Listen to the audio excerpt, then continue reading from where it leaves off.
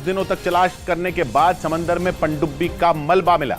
Titan पनडुब्बी के लापता होने के बाद से ही पूरी दुनिया में लोग उसमें सवार 5 लोगों की सलामती की दुआ कर रहे थे। पनडुब्बी 18 जून को टाइटैनिक जहाज का मलबा दिखाने के लिए कनाडा के न्यू फाउंडलैंड से रवाना हुई थी।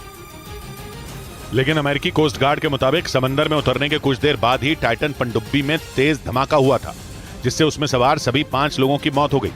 ये पनडुब्बी 18 जून को कनाडा के न्यू फाउंडलैंड से रवाना हुई थी, लेकिन समंदर में उतरने के 2 घंटे बाद ही उसका संपर्क अपने जहाज से टूट गया। जैसे ये खबर सामने आई, अमेरिका और कनाडा की रेस्क्यू टीमों ने अटलांटिक महासागर में सबसे बड़ा अभियान शुरू कर दिया। बाद में ब्रिटेन और फ्रांस की नौसेना भी इस अभियान से जुड़ गई, लेकिन 5 दिनों तक समंदर में चप्पे चप्पे की तलाशी के बाद उन्हें टाइटन पनडुब्बी का मलबा टाइटैनिक जहाज के मलबे के नजदीक मिला।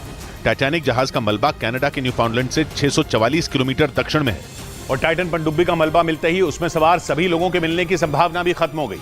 अमेरिकी कोस्ट गार्ड के मुताबिक पनडुब्बी में भारी दबाव के बाद हुए धमाके की वजह से यह हादसा हुआ, जिसमें टाइटन पनडुब्बी में बैठकर टाइटैनिक जहाज का मलबा देखने गए 5 लोग अपनी जान गंवा बैठे। रेस्क्यू ऑपरेशन को खत्म करने के बाद अमेरिकी कोस्ट गार्ड के अधिकारियों ने इस हादसे में मारे गए सभी लोगों को श्रद्धांजलि दी। I offer my deepest condolences to the families. Titan पनडुब्बी में 5 लोग सवार थे, जिनमें ब्रिटेन के कारोबारी हैमिश हार्डिंग भी थे, जो एयरक्राफ्ट कंपनी एक्शन एविएशन के चेयरमैन थे। उनके साथ पाकिस्तान के सबसे अमीर कारोबारी शहजादा दाऊद और उनके बेटे सुलेमान भी इस पनडुब्बी में सवार थे। इनके अलावा फ्रांस की नौसेना के अधिकारी पॉल हेनरी और टाइटन पनडुब्बी बनाने वाली कंपनी ओशन गेट के सीईओ स्टॉकटन रश भी इसमें मौजूद थे। उधर अमेरिकी कोस्ट गार्ड का दावा है कि अटलांटिक महासागर में टाइटन पनडुब्बी का मलबा ढूंढने में रिमोट से चलने वाली मशीन ओडिसियस 6K ने बड़ी भूमिका निभाई। दावा है कि इस पनडुब्बी की तलाश में अटलांटिक महासागर का हजारों किलोमीटर का इलाका छान मारा गया और इसके लिए दुनिया भर से कई जहाजों को भी लगाया गया।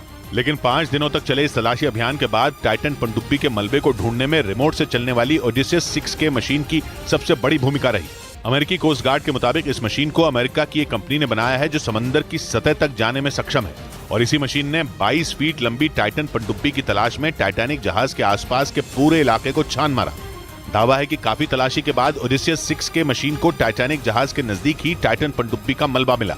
इस बीच अमेरिकी नौसेना ने दावा किया कि उसके खुफिया हथियार ने टाइटन पनडुब्बी में हुए धमाके की आवाज सबसे पहले सुनी थी।